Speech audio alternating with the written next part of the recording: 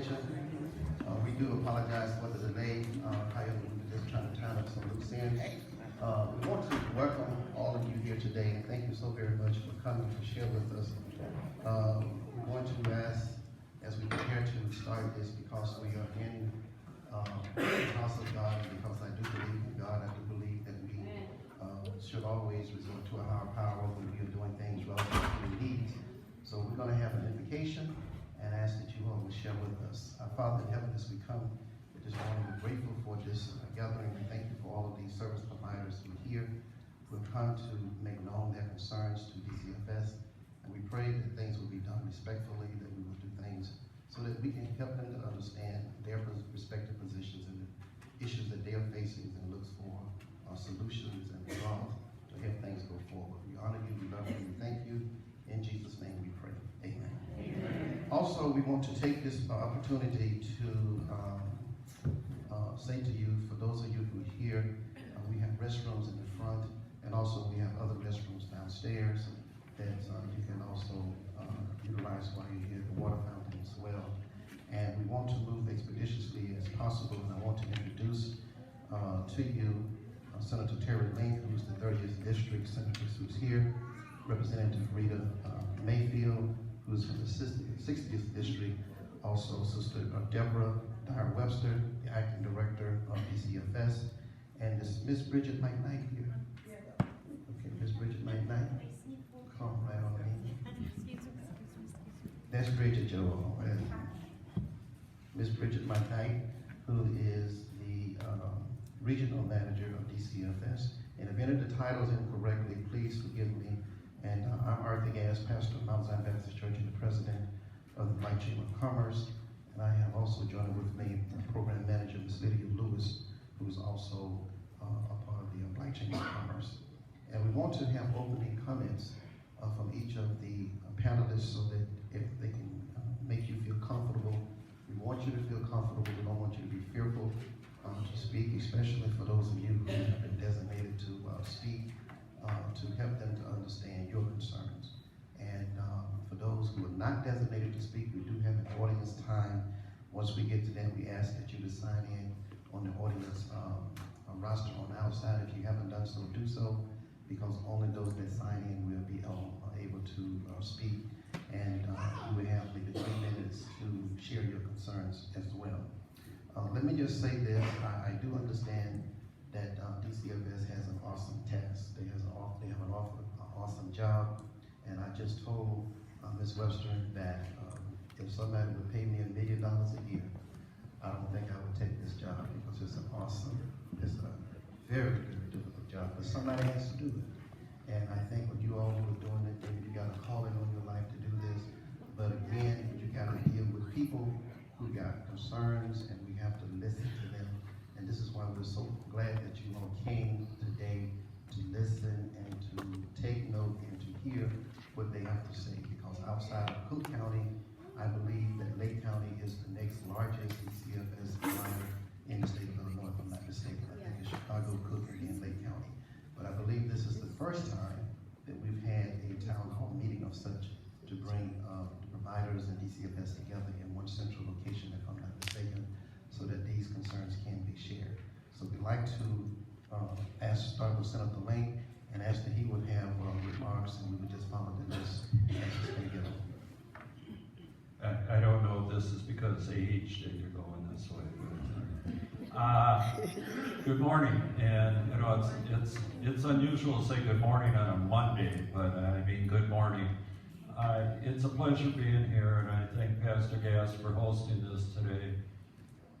This is an important issue. We read the newspaper every day. We look at different things about DCFS, and I agree with Pastor, it's a job that I don't think any of us would like to have as being director in DCFS, and I thank the director for being here today to hear the problems that we're having in Lake County.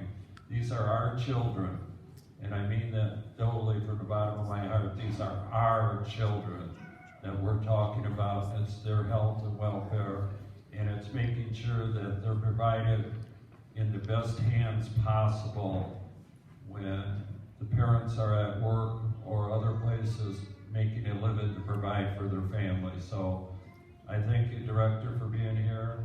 I look forward to these questions, and I hope we can address most of the concerns that are brought forth. Thank you. Good morning, everyone, and thank you so much for coming. It's really good to see so many people that came out. This is a very important subject. We're talking about our most prized possessions, our children, and just, I thank all of you that have the centers, have the home daycares, for the service that you provide. As a working mother, I was truly grateful to have found someone when my children were young that could take care of them, and I felt that trust, somebody that I could leave my child with that would provide that same level of care. So I want to thank each and all of you for coming. I know we've got some robust discussions coming. I definitely want to thank our interim director for DCFS for being here. It really means a lot when we have individuals at the state level that are willing to come and listen to constituents. So thank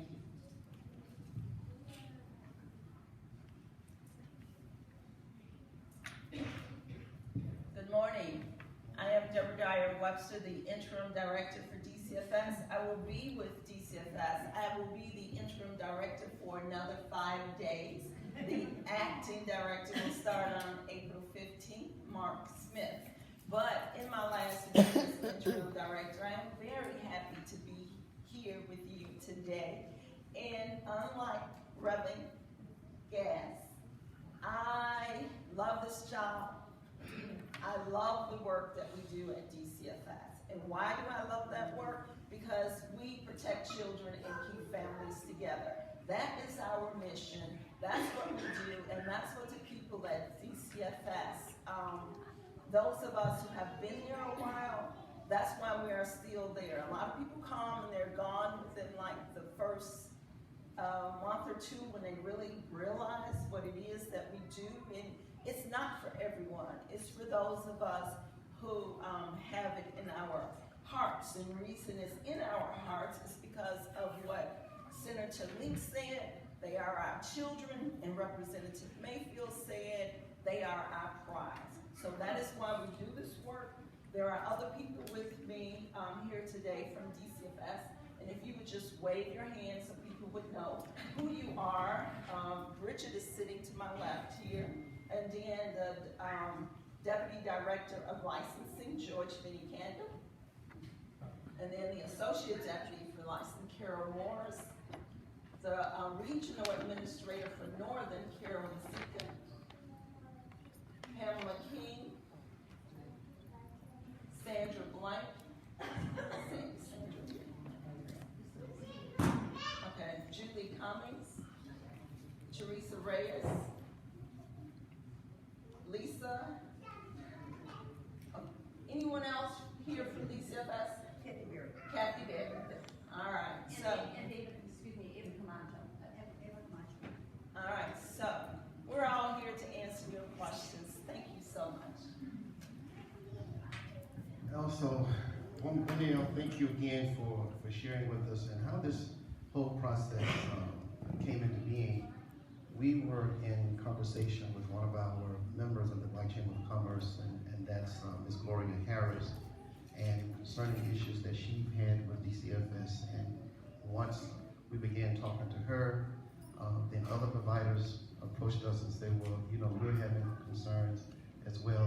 And so once I began to do my own investigation, we did find out there was so many people who have concerns that's going on with this local office in DCFS here. And so I'm saying, okay, since we got this many concerns, why don't we just pull everybody together and let them hear firsthand from the service providers themselves.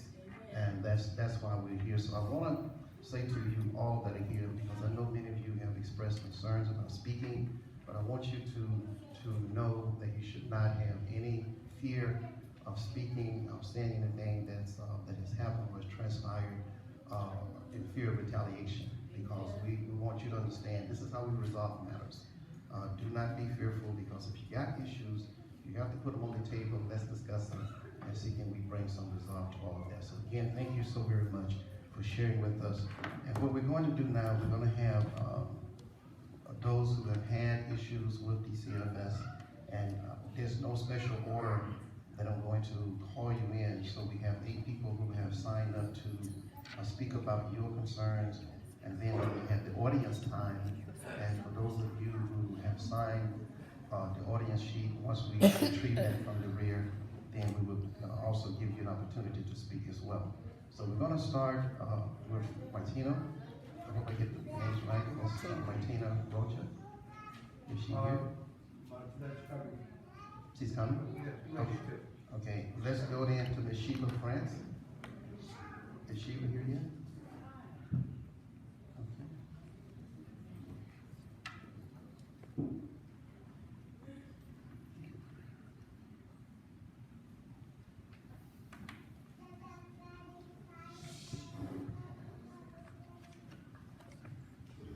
As each of you come to make a presentation, please be respectful. Well, that's why we have asked that you try to, put everything in bullet format to get specifically to the point so that everyone will have an opportunity to speak regarding that concern. So let us hear from Ms. Sheila France. Hi, good morning, panel. How you doing? My name is Sheila France, and I had a daycare starting back in 2015 in North Chicago. And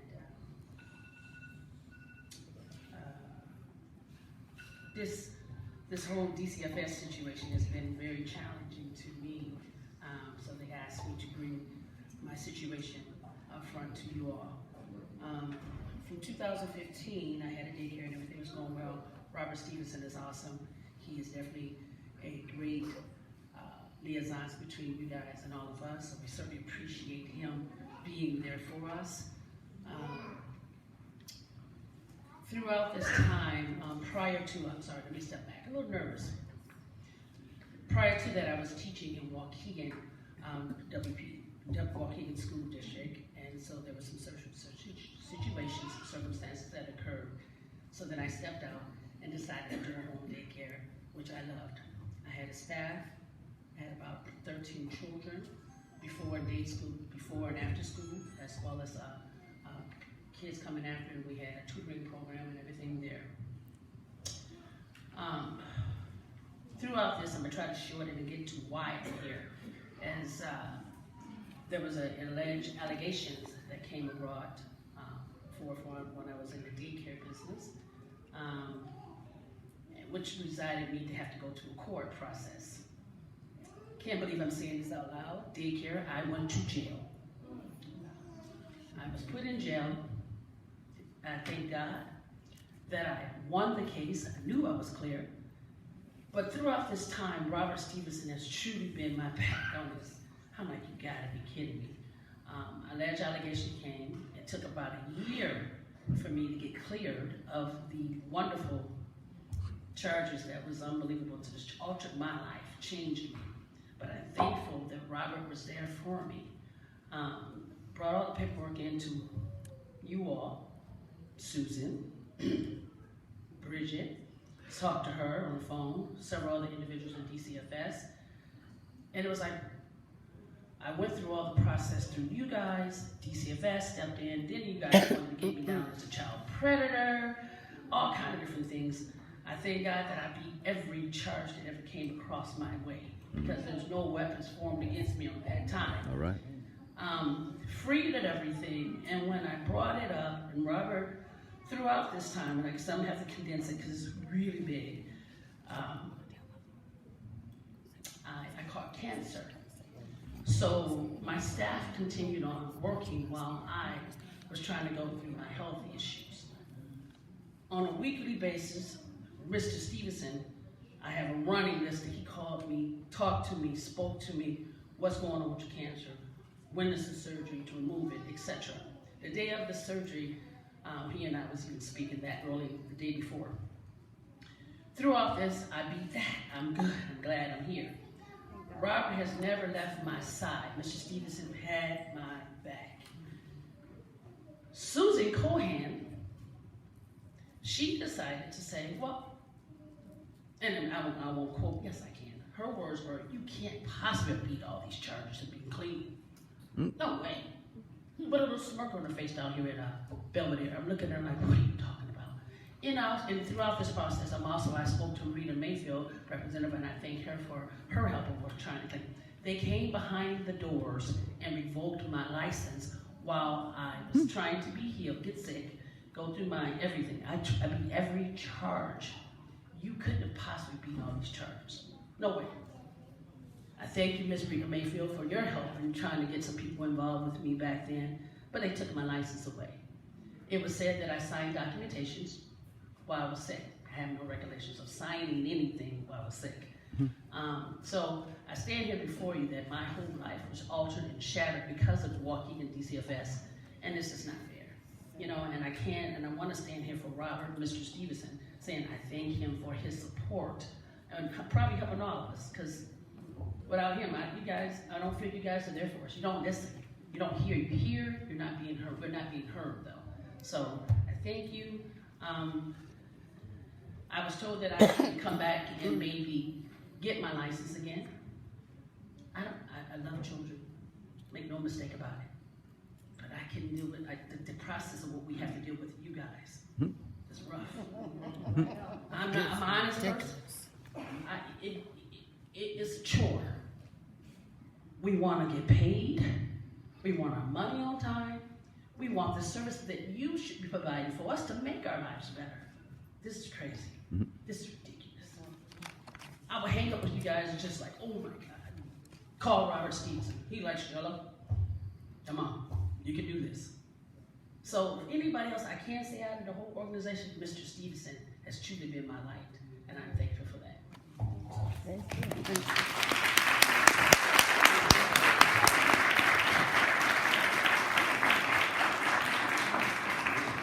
want to thank Ms. Masters for her participation. And now we will hear from Martina. Did Martina get it? We didn't get it? Martina, okay. Is Christy Borsa? Christy Borsa? Christy? Okay, not yet. Tawana Hunter? Ms. Hunter? Tawana won't be able to come today, Okay. but I can tell you a little bit about her. Can Tawana, you come up to the mic, please?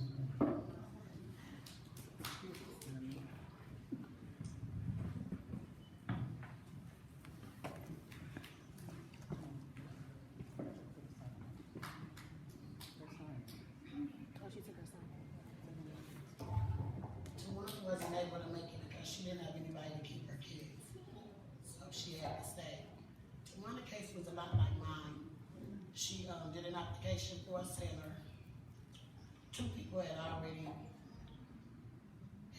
gone to the center before she decided to apply for the same building. She got everything ready. She paid about 8-9 months of rent. They denied her. They told her that she needed to, no, they never denied her, I'm sorry. They told her that she needed to dig up the parking lot and extend the playground in order to do the daycare center. She couldn't do that. It was the winter time. They starved her. She ended up spending like about $18,000 paying the rent. So she couldn't do it no longer, so she just withdrew her application. They kept telling her, do this, do that, do this, do that. I remind you, the center was just there 30 days before she applied. So, I mean, I can't tell no more about her story other than what I know. Thank you. Ms. Fadilio?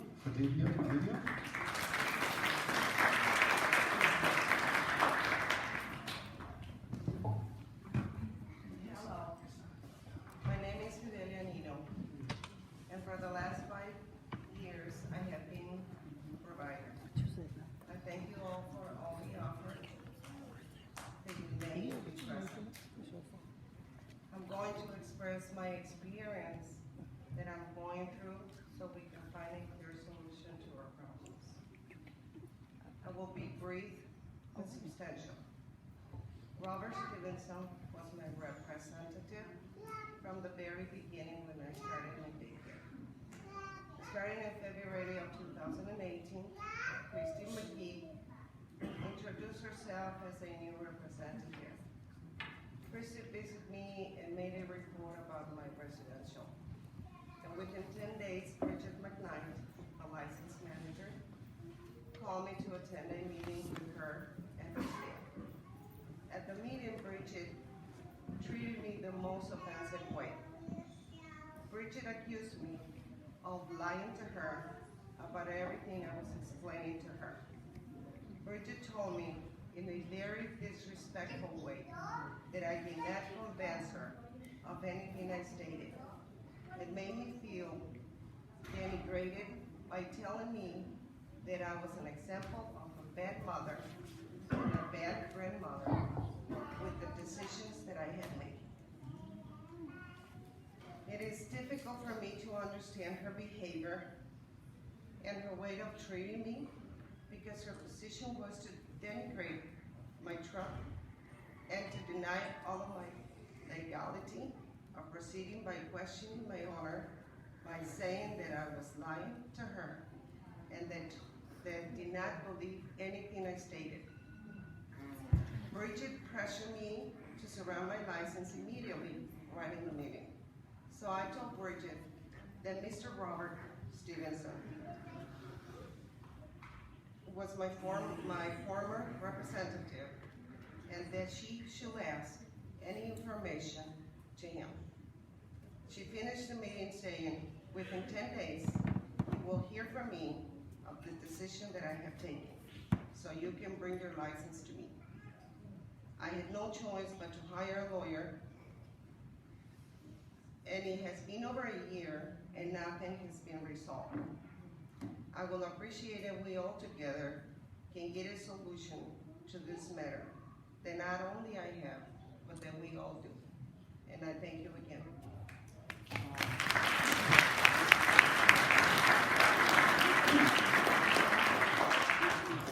Ms. Decoration?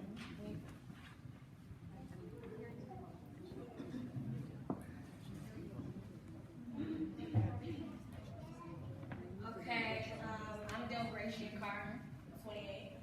I have a master's degree in criminal justice. I'm actually Ms. Harris's daughter. I don't know if everybody knows about my mom's situation, but she had been doing daycare for almost 20 years. Well, it actually have been 20 years now. She had worked along with DCFS like side by side for the last 3 years, and she was denied based on her background. It was something in her background, I think, from maybe almost 20-something years ago. So she's been doing daycare this whole time, and it never has been an issue with her, her background, until she started to apply for the daycare center. So once she was denied, and which her application was withdrawn and denied, I just decided to, jump into the daycare business and kind of run the center for her because I was supposed to be her director, her assistant director. So all the while, she had been getting ready for the daycare. They had wanted me to take classes. I already have a master's degree to take classes to be the director at the daycare center. So I ended up taking the classes there. So I'm director qualified to do the daycare. So I decided to put an application in on January 2nd. When I did, the first encounter that I had with someone from DCFS was on January 22nd, which was basically 2.5 weeks after I put the application in, which wasn't too bad. The email was from Kimberly Stewart. So I think that she just ended up being the manager there for only two days out of the week, which was Mondays and Tuesdays. So I kind of worked with her, Kristen McGee, and Charmaine, I think is her name. I don't know her last name. So the first email that she sent me was saying that I sent her a whole packet for the papers for my application, which is this whole packet that I have here. Thank you. It's in this folder. This is the whole application. She sent me an email. The first email that she sent me back, thank you, was saying that my good standing wasn't good, right? That it was basically out of date, and she circled it. But my good standing did not expire until the 4th of this month, which was April 5th of this month. So that was the first thing that I had an issue with. She was really quick to kind of point out something that was negative before I even got the chance to even meet her. So this is basically over email. All right, so I ended up doing an orientation with her, which I had already did prior to. We do the orientation, and she had stated to me that she was going to work directly with me for the next, as long as she was going to be the supervisor, that she was going to work directly with me. So, and then she was gonna try to give me my license as soon as possible, being that my mother had been, the situation had been prolonged the whole time with her. Which my mom spent a lot of money, maybe like $350,000 to $400,000, $400,000 she spent. Cash. So, exactly, cash. So, within this time, like I said, I worked with Kimmy back and forth. She would tell me that it was certain things that was missing out of my application. I would bring those things back. I found myself going to DCFS maybe 3 or 4 times out the day, and having to pray before I go in there because it was just super stressful. So what Sheila was saying, is that her name? Miss Sheila? It's really true. It's very, very stressful working with DCFS. It's like a chore. It feels like a chore. You cry.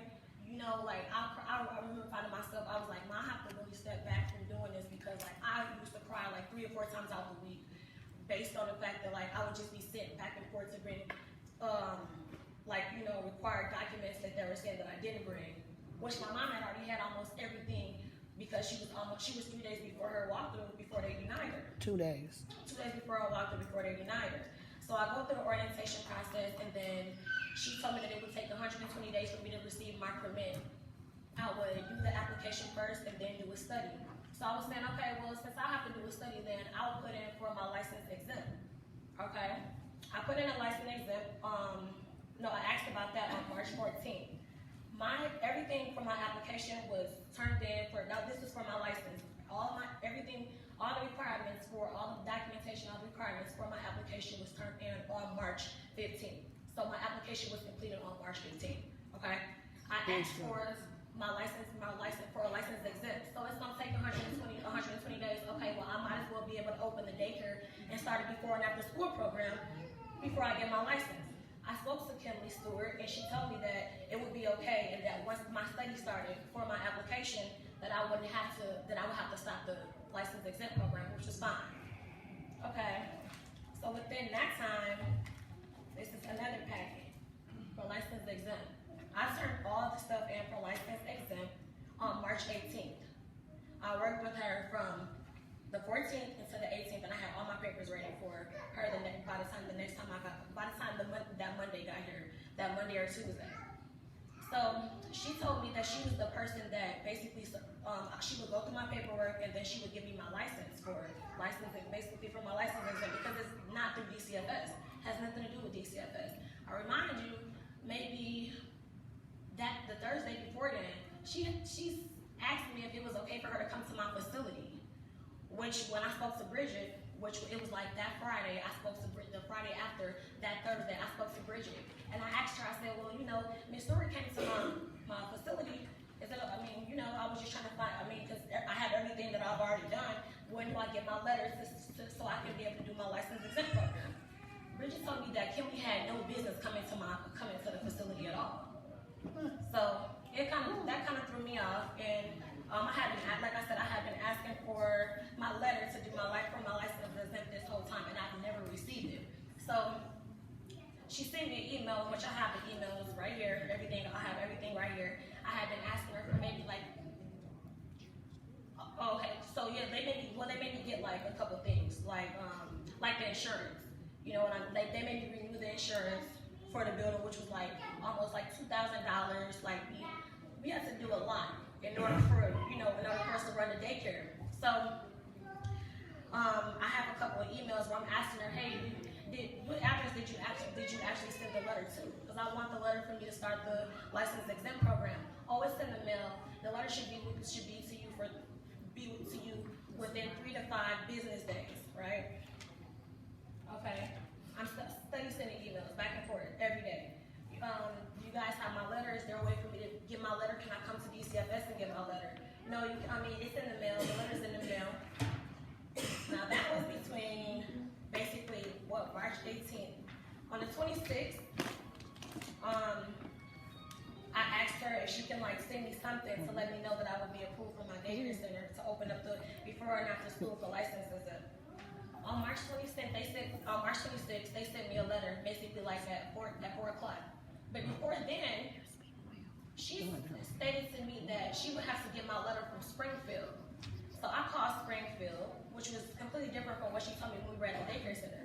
At the daycare center, she was the person that did the process for license exempt, she would give me the letter. It comes from DCFS in Waukegan. I call Springfield, I go to DCFS that morning on a Monday, and she tells me I have to go through my chain of command and find out to get the letter. Okay, that's fine. I call Springfield. Springfield tells me, ma'am, the letter should come directly from DCFS in Waukegan. This letter is not in Springfield. It's not gonna come from Springfield. It's gonna come specifically from DCFS in Waukegan. Okay, fine. I then asked her, I was inquiring about the letter, inquiring about my provider number. If my application for my license is finished, can I please have my provider number? Oh, you don't need it right now. You don't need that right now because you're doing license exempt. Okay, that's fine too. They sent me a letter on March 26th, and it says, after further review, dear Ms. Carr, after further review, we are unable to accept the daycare center application for Sweethearts and Sweethearts Academy located at 1605 Garden Place. This is because currently another initial application is pending for the same address. We are unable to accept 2 initial applications for the same location. In addition, the before and after school exemption packet recently submitted for 1605 Garden Place, Waukegan has been denied for the same reason. And we are unable to approve an exemption packet for an address where another application is already pending. We will be happy to keep your information on file until such time that the first application is dispositioned. We sincerely apologize for any inconvenience. Sincerely, Bridget McKnight. So she wrote this letter to me. I had just spoke to her the Friday before, and I asked her. I was sitting in a room with her. Like, that was the first time I ever had met her. And I asked you about my letter, and you had told me too that my letter would be in the mail. And my whole issue with this whole thing is just that if I wasn't able to do the daycare, like, don't make me go through the stress from January to now. And then now it's April, it's April now, but this ended in March. Don't make me go through the stress from January 2nd until March 26th in order for me to get an application. You make me do all this paperwork. You make me go pay paper stuff. I got all my staff ready to start working inside the daycare center. My mom has been through this process for 3 years. She spent so much money, and then you tell her you deny her, or you deny me. Tell me in the beginning that I'm not able to do that I wasn't able to turn my application. You knew that this application was in from the same place. It was Sweethearts and Sweethearts. You know that Gloria Harris runs Sweethearts and Sweethearts Academy. You know that I'm her daughter. I spoke to her and I said something to her about it. She never told me, hey, Gretchen, let me go check and make sure that you're not able to see if you're able to do this, because I don't think 2 applications could be put in for the same place, for the same location. You know what I mean? So I think that's part of the problem that a lot of people are having. And they're wasted. It's like a waste of time. You work with a person for 3 whole years. They spend all of their money. My mom spent everything. And I've explained that before to Kim Stewart, that my mom has spent almost everything. We just want to open up the daycare center. So as I think about it, it's just like, you don't want me to be licensed exempt. It don't even involve DCFS. You know what I mean? So why can't I get my license exempt? Oh, it's because it's another application. And I asked her, I sent the email to her and I asked her, whose application are you talking about? Because there are not 2 applications right now for Sweethearts and Sweethearts. My mom's application was withdrawn. So whose application were you talking about? Denied and withdrawn. So whose application were you speaking about? I emailed her and I never got a response from her. That was on March 26th. How about you? Ask her right there. She right there. Bridget McKnight was the one who sent you the letter. So that's the only question that I would have, for her, Pastor Gas. I just want to know what other application is on file that's stopping my application from going. My mom's application is denied. So what would be the reason why my application? And when it's denied, it don't exist. When an application is denied, if it's denied and no action is taken within 30 days, then it's completely denied. If it's denied and then someone appeals that denial, that puts a stay on everything else. So there is still a pending application for that location because there is a pending appeal. Okay, so my next question would be is, why wasn't I notified of that when I did this application on January 2nd? That's my next question. I don't know at the point that it's checked to see if another application is pending, but it should be checked in the beginning. And then right before we issue the actual license, it should be checked a second time to make sure there is nothing in the system. Okay, so We it have takes to check twice, we should check twice, in the beginning and then at the time, right before we issue the application of the license. So I can't answer the question because I'm not that familiar with your case. Okay, so you're saying that it takes so it's, you guys check twice. In the beginning, you said, and then before you issue the license, right? I said, before we should, right, Carol? We should, right? I don't know what happened in your case, I said. Okay, all right, thank you. You're welcome. But regardless, Yeah. they knew it. So, okay. Why make them go through it? Why make them pay additional funds? Why make them buy You gonna be insurance? able to talk that out. Okay, that's come to order now. Ms. Paula Castellano, is Paula here? Come on, Ms. Paula?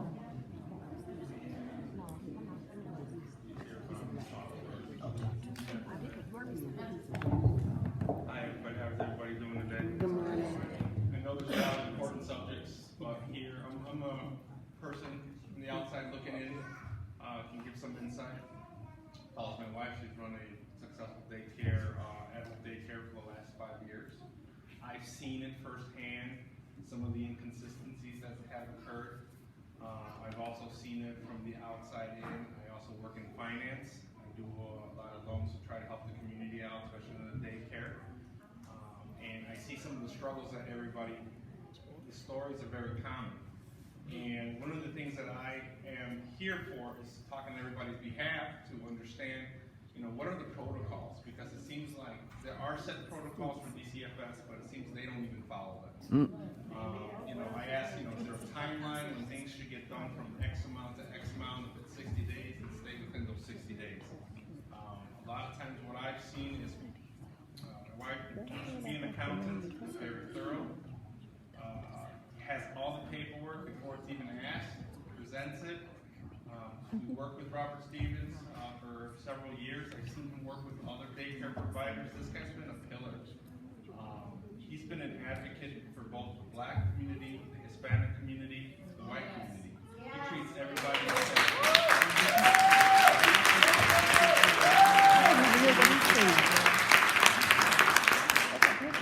And, we understand changes happen. Any organization is going to have change, but when changes affect so adversely all the communities and all the members, and we're seeing some of these same issues and problems crop up, something's got to get done. Somebody's really got to be held accountable, saying, okay, you know what? Maybe we are not doing everything correctly. Maybe we need an oversight committee. Maybe we need more town hall meetings to understand what the providers are going through. Sometimes I've seen it where I've been on site with daycare, through the business side, providing some finance, and I'll have a DCFS show up. I see how they're treated. Sometimes there's a lack of respect. There's really a lack of respect. Like, I'm just doing this. You don't really matter. You're just a number. I just gotta check the box, and we can't have that. We cannot have that at all. So, I wanted to talk here on, again, I'm not interested. I'm a third party. But I'm seeing some of these things going on. And I think, there's got to be some solutions. There's got to be some dialogue that's consistent. And there's got to be really some results. We can sit here and we can talk about it. Here's the problem. Here's what we're going through. And then, a couple months later, we're back here again. We're rehashing and regurgitating the same issues. The other thing I just wanted, to speak about is Robert Stevens, and going back to that, I believe there's been some changes where he's been being located to a new territory, I believe. I don't know what the full circumstances are, but I think that's one advocate that should really remain within the community. Yeah.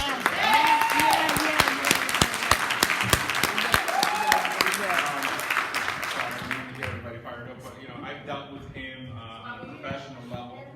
I've never seen somebody so involved within his community.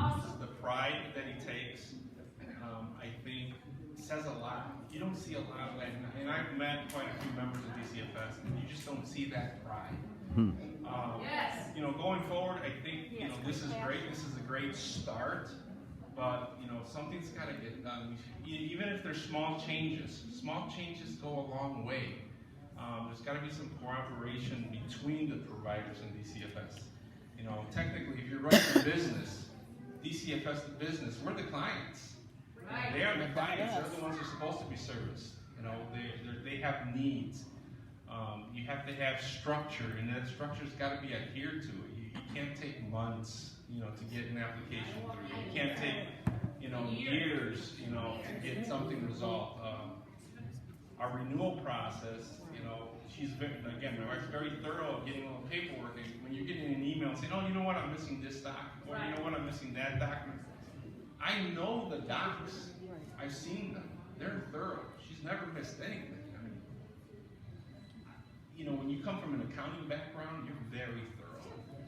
You know, so it's really highly unlikely where she'll be like, you know, okay, maybe I did miss it. But when you get another email for something else, and then something else, that's just, to me, from what I'm seeing, it's just being pushed off. I'm going to delay this a little bit more by saying, I need this doc. So again, you know, speaking on everybody else, you know, from my point of view, I can see and understand what everybody is going through and has gone through. And I hope that, you know, having them have a voice to at least voice their concerns and just get the ball rolling to have some changes happen. So that's all I've got. Thank you guys.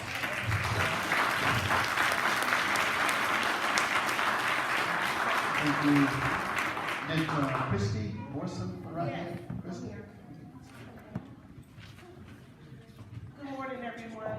I apologize for me being late, but Devil was busy this morning. I've been an in-home provider now for, it will be 26 years, June the 26th. So I've seen all the changes through DCFS. I've seen the change of providers coming in and whatnot. What I'm explaining about a daycare home is very personal because we're in our home. And I have never run a center, hats off to all the centers, but the daycare home were personal. So it's, the family is the whole child. When that family leaves you, you never lose that relationship with that family, with that child. The same applies to a DCFS licensing rep. Robert is one where he does not just look at you as a provider, he looks at you as a person. That's right. He talks to you as a person. He treats you with respect. Robert, and thank the Lord, he is my license provider, and I'm proud to say that. So whenever I pick up that phone and I need him, I call him, he's there. All of us in this room, we wouldn't be here if we weren't trying to adhere to the rules. So we try to follow the rules and regulations to the utmost. But let's just be clear, sometimes when you read the DCFS regs, it's not, you know, okay, you know what, Robert, can you please break this down for me? What do I have to do with the lead testing? What do I have to do with the radar? Robert will take the time and he'll walk you step through that. And I'm sorry, it does not matter if he is not your licensing rep at that present time, he still has that same work as he did when he was your provider, when he was your licensing rep.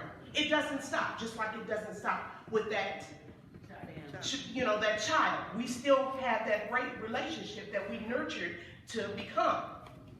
Now, I don't know if I should say the name, but all I'm going to say is one thing. If everybody had the work ethic that Robert Stevenson had, I don't think DCFS would be having as many problems as they have.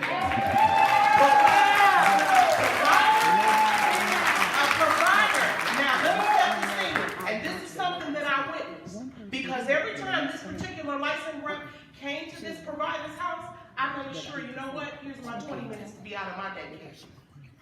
She comes into the house, the first thing she says is, now, let's keep in mind, she's doing circle time with the kids. Because just because we're in at home providers, we don't cut the TV on. Right. We're accredited, we're back in school, we're doing what we need to do to run our business professionally. So she's doing circle time with the kids. Now, here comes the licensing rep in. And I don't know if I should say her name. Say her name. Her name is Katie. Okay? She comes in and she tells this provider, your CPR card is not valid. So therefore, since this isn't valid, you're out of regulations with this, you're out of regulations with this. Now let's keep in mind, she has all these children that look up to her every morning. They come in. And this licensing rep comes in and just totally takes her whole program off balance. The provider was in tears. To me, when all it took was one question. Instead of coming in, you're in violation for this, you're in violation. She had about two pages of violations. And your assistant CPR first aid card isn't valid, so that means your violation here, your violation here, instead of just doing one sane, respectful thing. You know what? They're saying that your CPR card is not valid. Can you please show me your CPR card? The original? That's all it took. She could have showed her, I am valid with CPR. I don't know where you got that paperwork from, but I am valid. And when the licensing rep, this provider was in tears in front of her kids. Her being in tears in turn took the kids in tears because they're wondering why is my daycare provider crying.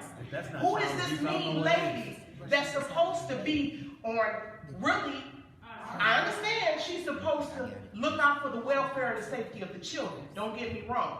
That is DCFS title. But to come in and degrade providers, I don't see that in their job description.